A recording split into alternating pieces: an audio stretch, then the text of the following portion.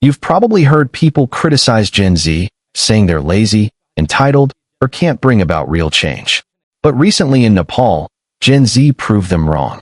Thousands of young people hit the streets, and their protests were so powerful that they brought down the government. Prime Minister KP Sharma Oli was forced to step down. The protests grew more intense day by day.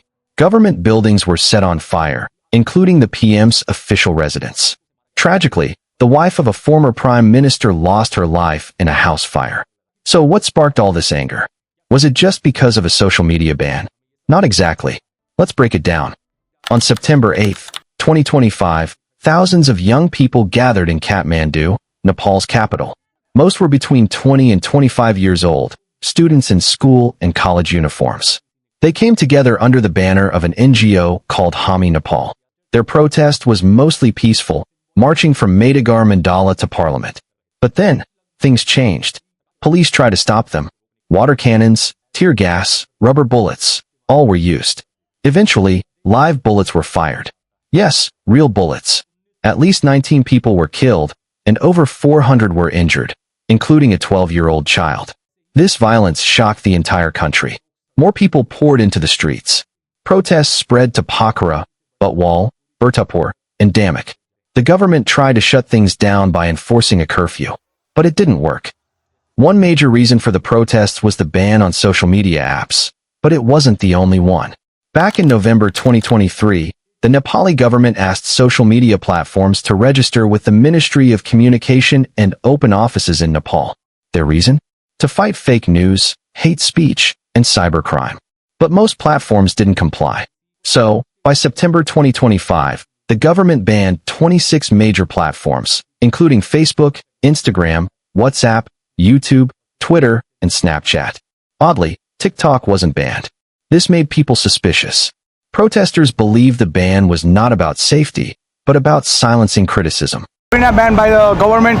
Extremely, it is against our freedom of speech, and they want to control us just like a dictator. Videos exposing government corruption were going viral, especially about Nepo kids, children of politicians living extravagant lives while ordinary citizens struggled. Nepali youth are frustrated, not just by the ban, but by rising unemployment, corruption, and nepotism. As of 2024, the youth unemployment rate was over 20%.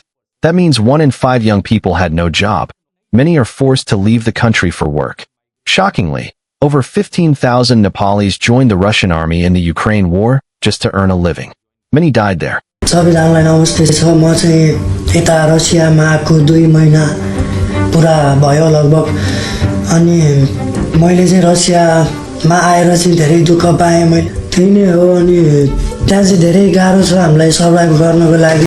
Meanwhile, politicians' children flaunted luxury clothes, foreign vacations, and expensive cars.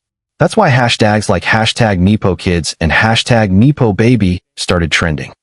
When social media, one of the few free platforms, was shut down, it pushed people over the edge. The tourism sector, heavily dependent on social media, took a huge hit. Families couldn't connect with loved ones working abroad. Over 7 million Nepalese live outside the country. People couldn't take it anymore.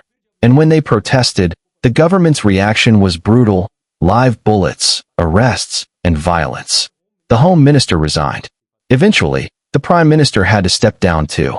Some people have started asking if Nepal should return to monarchy, a shocking idea considering it became a republic only in 2008. Since becoming a democracy, Nepal has changed its Prime Minister 13 times.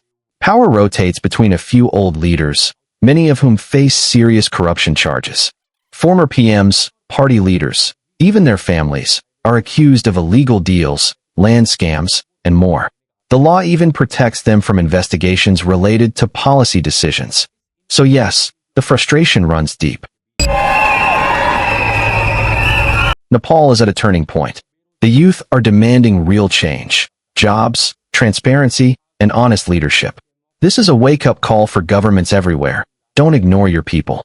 Don't silence their voices. Because if you do, even the most peaceful citizens can rise up and demand justice.